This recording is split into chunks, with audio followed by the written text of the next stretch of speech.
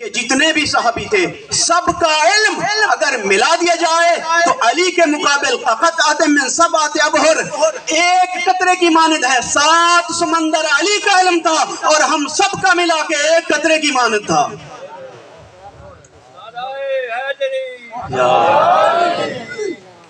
ہم سب کا علم اگر ملا دیا جائے تو ہم سب کی مثال علی کے علم کے مقابلے میں ایسی ہے کا قطرۃ من سبعۃ ابحر، جیسے 7 سمندروں کے مقابلے میں ایک قطرے کا علم ہوتا ہے. توجہ ہے؟ بآواز بلند صلوات پڑھیے گا. امیر کائنات مسجد کوفہ میں موجود تھے، آپ کے ساتھ آپ کے صحابی حضرت عمار موجود تھے. بس 2 لوگ مسجد کوفہ میں بیٹھے ہیں، 2 لوگ مسجد کوفہ میں بیٹھے ہیں کہ عمار سے باتیں کرتے کرتے امیر المومنین نے آسمان کی طرف دیکھا اور کہا صدقی ہے صدقی ہے صدقی ہے. عمار کہنے لگا مولا کس سے باتیں کر رہے تھے؟ مولا نے آسمان کی طرف دیکھا، مولا نے کہا یہ جو 2 کبوتر تمہیں نظر آ رہے ہیں میں ان سے باتیں کر رہا تھا. مولا کن سے باتیں کر رہے تھے؟ فرمایا یہ جو 2 کبوتر تمہیں نظر آ رہے ہیں میں ان سے باتیں کر رہا تھا. پوچھو مولا کبوتروں سے بھی باتیں کی جاتی ہیں؟ فرمایا ہاں ہم کرتے ہیں.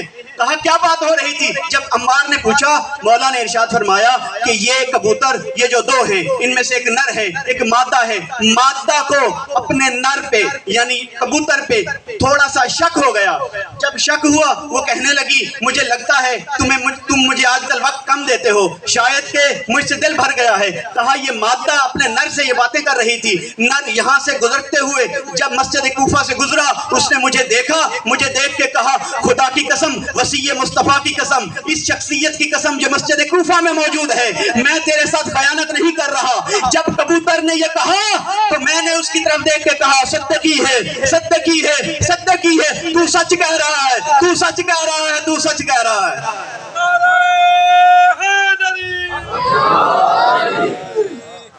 عمار حیران ہوا. مولا قرآن میں اللہ نے کہا ہے حضرت سلیمان کے بارے میں وَعُلِّمْنَ مَنْطِقَ الطَّيْرِ، ہم نے سلیمان نبی کو پرندوں کی زبان سکھائی تھی. مولا یہ آپ کو بھی آتی ہے؟ یہ تو فقط حضرت سلیمان جانا کرتے تھے، یہ تو حضرت سلیمان کو علم تھا. اللہ نے کہا کہ ہم نے پرندوں کی زبان سلیمان کو سکھائی تھی. امیر المومنین نے مسکرا کے کہا عمار عمار اللہ کی قسم حضرت سلیمان نے ہمارا واسطہ دے کے اللہ سے دعا کی تھی تب اللہ نے حضرت سلیمان کو پرندوں کی زبان عطا کی تھی.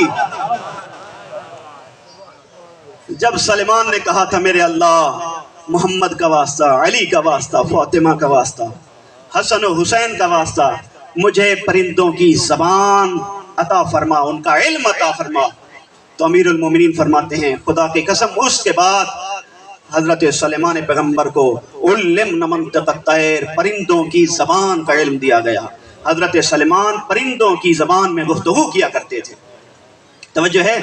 آواز بلند صلوات پڑھیے گا. تو یہ کائنات بغیر روح کے خلق نہیں ہوئی. جس طرح جسم انسان اس کے اندر کا روح موجود ہے، وہ روح پورے جسم کا انتظام چلاتی ہے. وہ جسم پر عالم ہے، وہ جسم پر حاکم ہے، وہ جسم سے پہلے خلق شدہ ہے. اسی طرح یہ پوری کائنات اس کے اندر ایک روح کائنات موجود ہے. اگر روح کائنات نہ ہو تو معصوم ارشاد فرماتے ہیں یہ کائنات اپنے اہل کے ساتھ زمین میں دھس جائے، یہ تباہ و برباد ہو جائے. یہ روح کائنات ہے جس کی بنا پہ یہ کائنات باقی ہے. جی لولا الحجہ لسخط الارض، اگر حجت خدا نہ ہو تو زمین تباہ و برباد ہو جائے. وہی حجت خدا جو ہے وہی روح کائنات ہے. اللہ نے اسے روح کائنات بنایا، اسے اس کائنات سے پہلے خلق فرمایا، اسے اس کائنات پر حاکم بنایا، اسے اس کائنات پر عالم بنایا. توجہ ہے نا؟ خاموش خاموش بیٹھے ہیں. روح کی گفتگو کہیں مشکل تو نہیں ہوتی؟ نعرہ تکبیر، اللہ اکبر، نعرہ رسالت، یا رسول اللہ، نعرہ حیدری، یا علی، امام زمانہ بلند تر صلوات.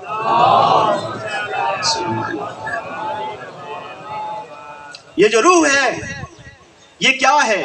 کیا کسی نے اسے دیکھا ہے؟ کیا کوئی اسے درک کر سکتا پتا ہے؟ کوئی اسے جان پایا؟ یہ روح امر الہی کا نام ہے۔ لوگ سوال کیا کرتے تھے یہ روح کیسی ہے؟ یہ جسم کے کس حصے موجود ہے؟ دل کے بارے میں ہم بتا سکتے ہیں، جگر کے بارے میں ہم بتا سکتے ہیں، آنکھوں کے بارے میں ہم بتا سکتے ہیں، آنتڑیوں کے بارے میں ہم بتا سکتے ہیں، غدود کے بارے میں ہم بتا سکتے ہیں، مختلف چیزوں کے بارے میں ہم بتا سکتے ہیں کہ یہ جسم کے اندر موجود ہے، یہ فلاں مقام پہ موجود ہے، یہ فلاں جگہ پہ موجود ہے۔ لیکن روح کے بارے میں آج تک سائنس اتنی ترقی نہ کر سکی کہ روح کے بارے میں جان سکے۔ روح کہاں ہوتی ہے، کس جگہ موجود ہوتی ہے؟ آیا گلے میں ہوتی ہے، جسم کے اندر ہوتی ہے، دل کے اندر ہوتی ہے، پھیپھڑوں میں ہوتی ہے، گردوں میں ہوتی ہے، یا اس کا کوئی اور خاص مقام ہے؟ روح کے بارے میں کوئی نہ پہنچ سکا۔ روح کیا ہے؟ لوگ سوال کیا کرتے تھے، چہمہ گوئیاں کیا کرتے تھے، آپس میں بحث و مباحثہ کیا کرتے تھے۔ آئے رسول کے پاس، یا رسول اللہ یہ روح کیا ہے؟ توجہ ہے؟ یا رسول اللہ یہ روح کیا ہے؟ آواز قدرت آئی، میرا رسول ان کو سمجھا دو، یہ یسألونک عن الروح، یہ جو لوگ تیرے پاس آتے ہیں روح کے بارے میں سوال کرتے ہیں، روح کے بارے میں پوچھتے ہیں، جب یہ تمہارے پاس آئیں تو انہیں کہہ دینا روح امر ربی ہے۔ روح کے بارے میں سوال مت کیا کرو، روح امر ربی ہے، تمہاری سمجھ سے باہر کی بات ہے، تمہارے عقل سے ماورا چیز ہے، یہ امر ربی ہے۔ روح کے بارے میں سوال کرتے ہیں۔ بابا دے بلند صلوات پڑھیے گا۔ نعرہ تکبیر، نعرہ رسالت، نعرہ حیدری، نعرہ حیدری۔ نبی نے فرمایا کہ یہ جو روح کے بارے میں سوال کرتے ہیں، اللہ کہہ رہا ہے کہ یہ روح امر ربی ہے، یہ تمہاری عقل سے بات کی بات ہے، یہ تمہارے عقل سے اوپر کی بات ہے، اسے تم نہ سمجھ پاؤ گے۔ جب روح کو سمجھنا مشکل ہے، روح امر ربی ہے، امر ربی کو سمجھنا مشکل ہے، جب ہم امر ربی تک نہیں پہنچ سکتے تو اولل الامر کو کیسے سمجھ پائیں گے؟ توجہ ہے؟ جب ہم امر الہی کو نہیں سمجھ سکتے تو اولل الامر کو کیسے سمجھ سکتے ہیں؟ اولل الامر کو بھی سمجھنا ایسے ہی مشکل ہے۔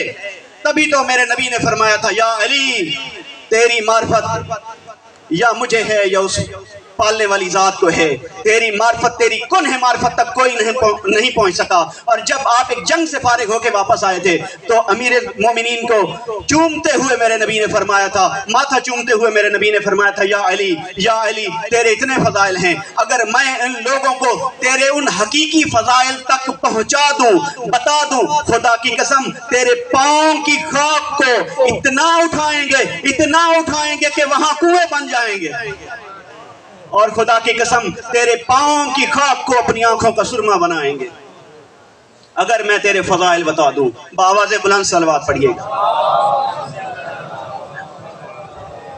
امیر المؤمنین روح کائنات ہے۔ اسی طرح حسن مجتبیٰ اور ان کے باقی بیٹے امام حسین اور ان کے فرزندان جتنے بھی ہیں روح کائنات ہیں، اور آج یہ کائنات باقی ہے تو اس وجہ سے کہ روح کائنات موجود ہے، جسے حضرت حجت کہتے ہیں، حضرت صاحب العصر والزمان کہتے ہیں۔ یہ کائنات باقی ہے تو ان کے وجود کے سبب سے باقی ہے، ان کے وجود کے وجہ سے باقی ہے۔ اگر حضرت حجت نہ ہوتے تو معصوم فرماتے ہیں کہ کائنات کی یہ جو رنگینیاں ہیں، یہ جو تم دیکھ رہے ہو، کائنات کا ذرہ ذرہ نہ بچ پاتا۔ اگر یہ کائنات باقی ہے تو روح کائنات کی وجہ سے باقی ہے، حضرت صاحب العصر والزمان کی وجہ سے باقی ہے۔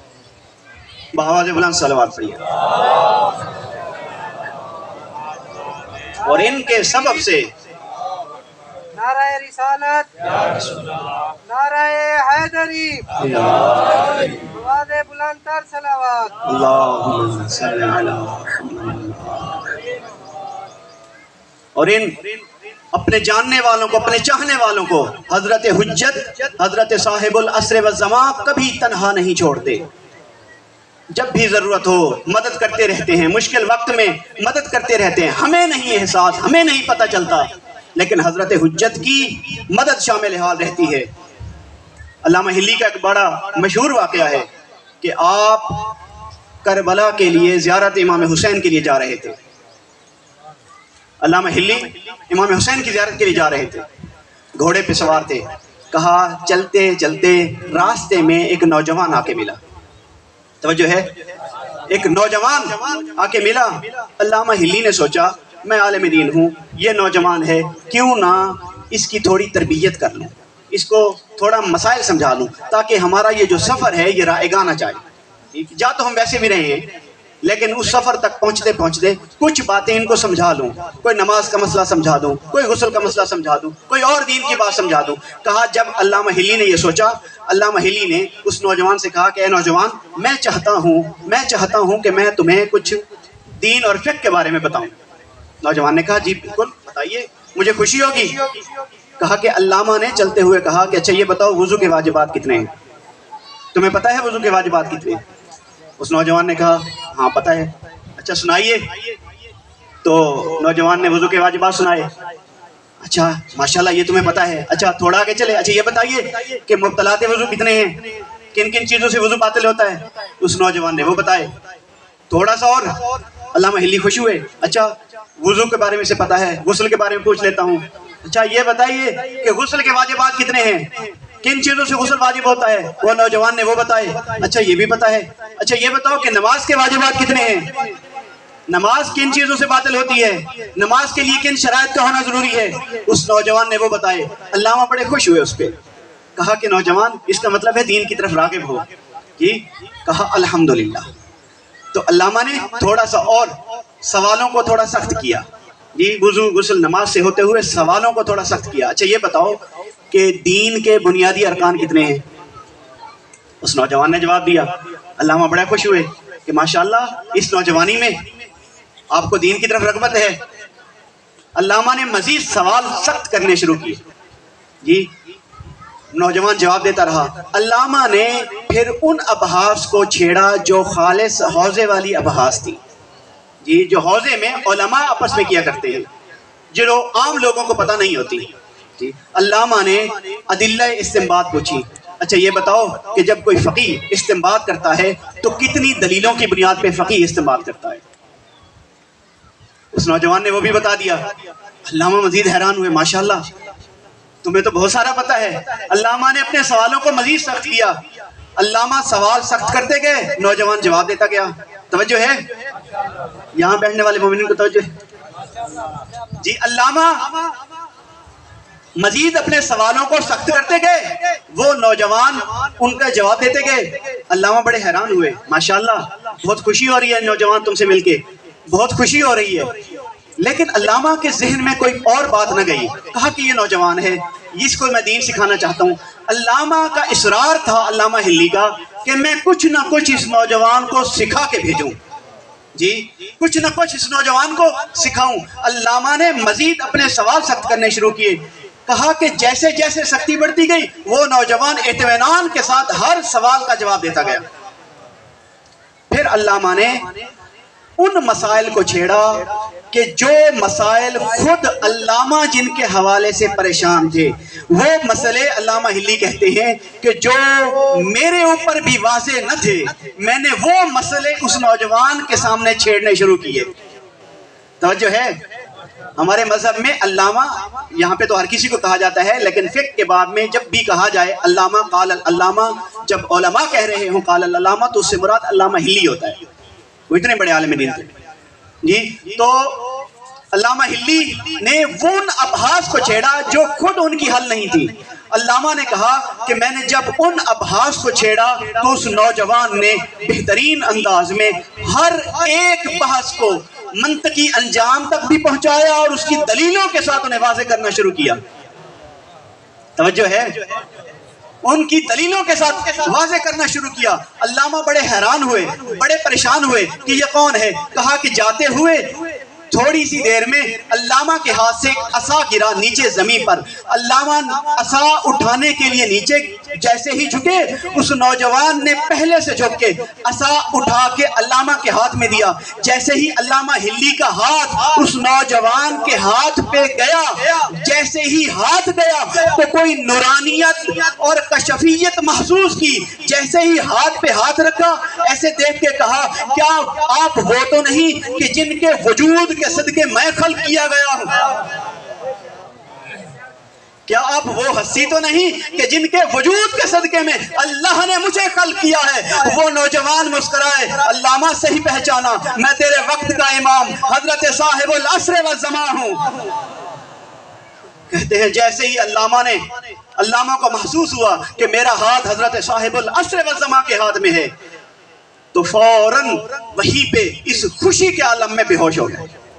جی بے ہوش ہوئے، کچھ نظر نہ آیا۔ جیسے ہی ہوش آیا تو علامہ کہتے ہیں میں صحن امام حسین میں موجود تھا، مجھے نہیں پتا کہ یہ راستہ کیسے طے ہو گیا، یہ فاصلہ کیسے طے ہو گیا، چونکہ روح کائنات ہے حضرت صاحب العصر والزمان، اور ان کی وجہ سے ہی یہ کائنات باقی ہے۔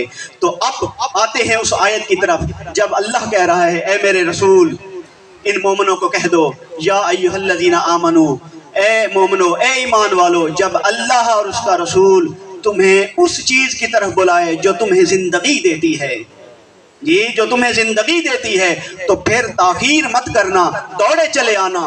تو جو زندگی دیتی ہے ہمیں وہ کون سی چیزیں ہیں؟ یہ مجلس عزا جس میں ذکر اہل بیت ہوتا ہے، یہ چیزیں بھی ہمیں زندگی دیتی ہیں، یہ چیزیں بھی ہمیں شعور دیتی ہیں، ان چیزوں میں بھی ہماری زندگی پوشیدہ ہے۔ جہاں جہاں پہ ذکر مصطفیٰ ہو، ذکر علی ابن ابی طالب ہو، ان کی اولاد کا ذکر ہو، جہاں جہاں پہ ہو، جب جب ہو تو دوڑے چلے جاؤ۔ یہ وہ چیزیں ہیں جو ہمیں زندگی عطا کرتی ہیں، جو ہمیں شعور عطا کرتی ہیں۔ اگر ہم نہ آئے تو خدا کی نگاہ میں، قرآن کی نگاہ میں ہماری روح تو ہے، ہم زندہ تو ہیں، لیکن جانوروں کی طرح زندہ ہیں۔ جانور بھی زندہ ہوتے ہیں، ہم بھی زندہ ہیں۔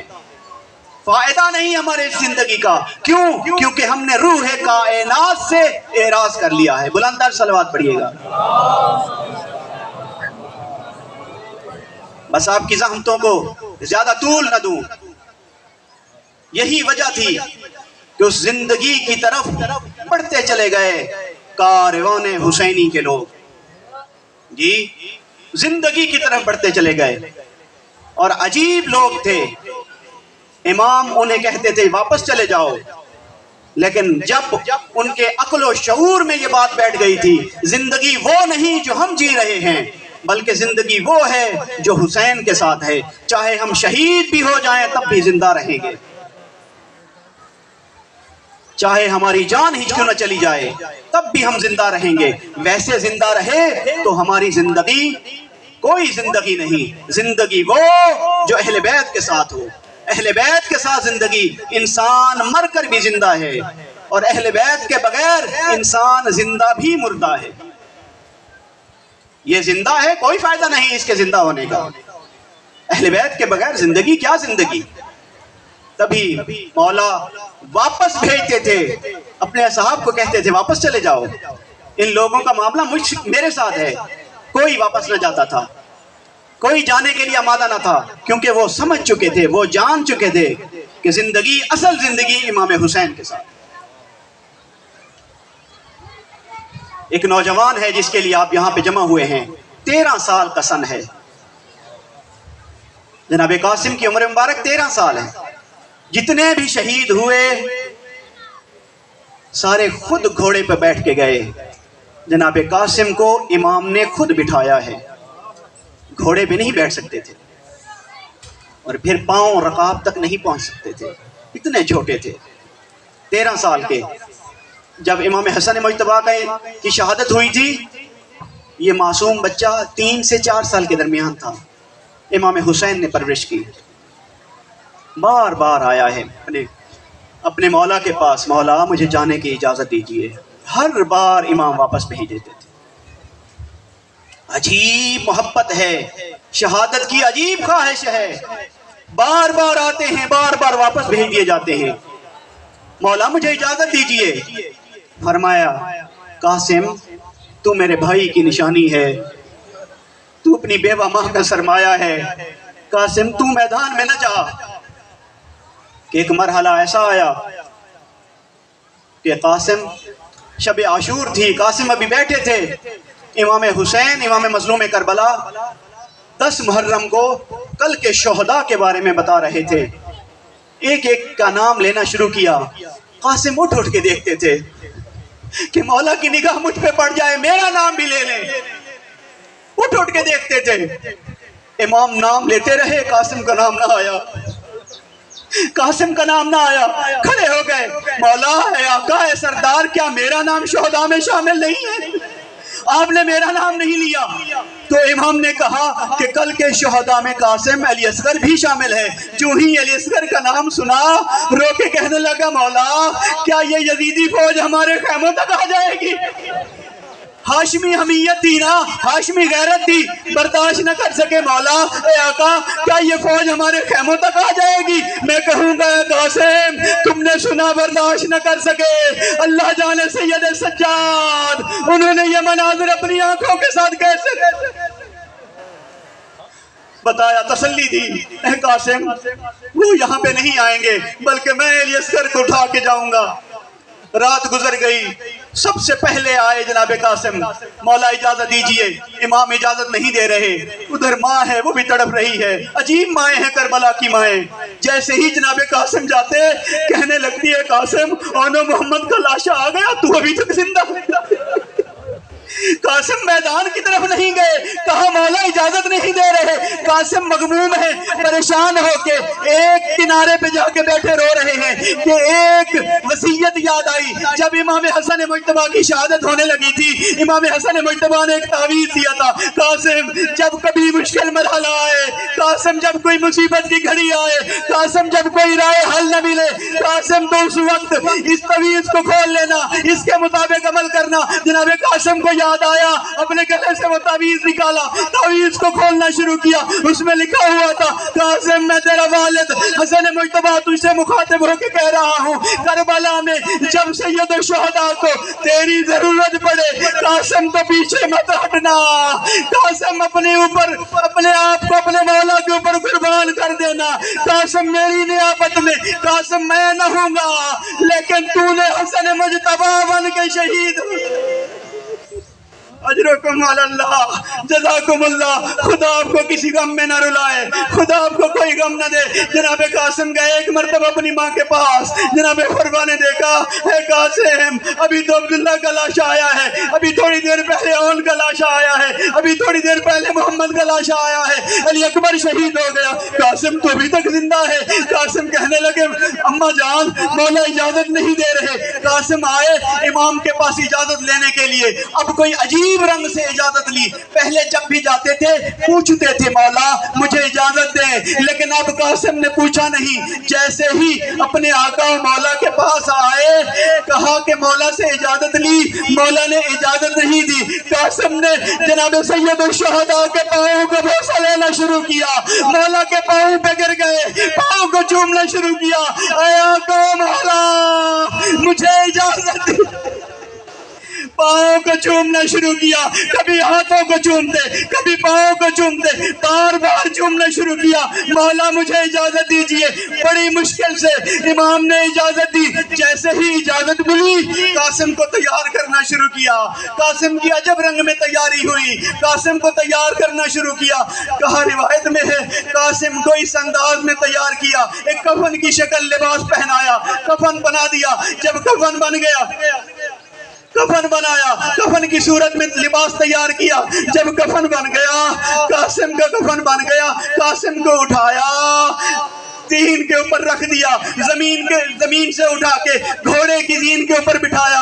कासिम मैदान में गए, लड़ते रहे कासिम, लड़ते रहे कासिम। जब उन्होंने देखा कि कासिम पे अगरचे बच्चा है लेकिन अली का पोता है, अगरचे बच्चा है हसन मुज्तबा का बेटा है, ऐसे हमारे काबू ना आएगा, उन्होंने पत्थर मारने शुरू किए। अब हर तरफ से पत्थर थे और 13 साल का कासिम हर तरफ से पत्थरों की बौछार दी।